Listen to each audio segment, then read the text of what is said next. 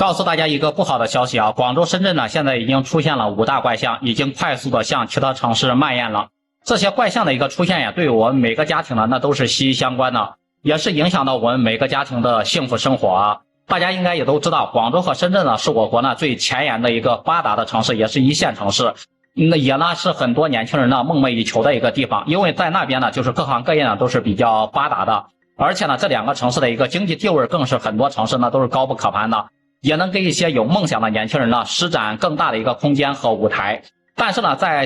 这么发达而人们又向往的一个地方呢，却是出现了5大怪象。要说怪象呢，那可是怪事呢天天有，但是今年呢好像是特别的多，现在呢已经开始向各个城市里面蔓延了，我们一定要早知道早预防啊。那么到底是哪5个怪象呢？下面呢我就给大家好好的来说一说，大家呢也可以看一看到底是不是这么回事啊。那第一呢就是疾病年轻化啊，大家有没有发现现在40岁左右的一个人得那种中风、脑出血、脑梗、心梗、尿毒症、抑郁等一些疾病的人是不是特别的多？得这些病的人呢现在呢都已经年轻化了，有可能呢是工作和生活压力所导致的，因为这个年龄呢基本上都是上有老下有小，还有工作的一个压力嘛，每天呢都是紧绷着这个弦啊，所以说他们的一个情绪呢是很难得到一个缓解和释放的。还有可能呢就是现在所吃的一个食物有关啊，现在的一个食物呢那真的是科技与狠活，所以就各种原因导致呢他们年轻的时候呢就出现了各种疾病。那第二呢是道路是越修越宽，可是呢城市里面却是越来越拥挤了啊。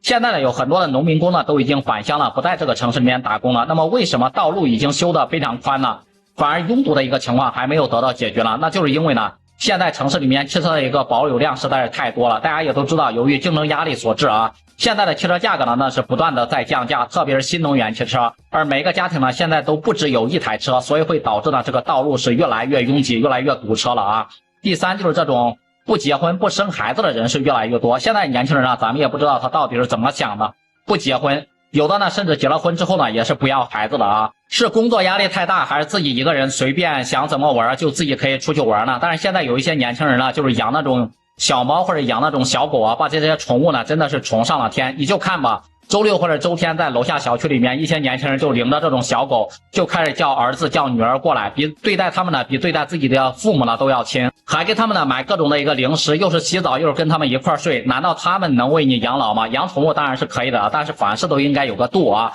可能呢就是因为我的年龄比较大了，对这样的一个事物呢那是不适应。第四呢就是空置的一个店铺呢是越来越多，在这样发达的一个大城市里面，那可真的是寸土寸金的一个地方，越来越多一个店铺上面都写着这个旺铺出租转让什么的。由于呢现在受大环境的一个影响啊，生意呢真的是越来越难做，再加上房租水电等各种费用那是都没有减少啊，所以说有些人呢那就是支撑不下去了。第五就是单身的一个女青年，包括这种女光棍是越来越多，大家之前都听说过这种男光棍对不对？没有听说过这种女光棍，而现在在大城市里面，特别是一线城市里面啊，女光棍呢那是越来越多，让人呢有些难以理解。那么到底是什么原因造成的呢？我觉得呢第一个原因就是因为现在的一个女孩子呢能力都非常的强，赚的工资呢也是非常的高，但是呢还有可能就是他们把自己的一个目标呢定的有些太高了，有些虚无缥缈的啊，总以为呢自己的一个条件这么好，一定呢要找一个高富帅或者是找一个霸总什么的，但是呢现实却往往非常的残酷。那第二个原因就是现在的女孩子呢怕结婚以后要生这个小孩生孩子啊，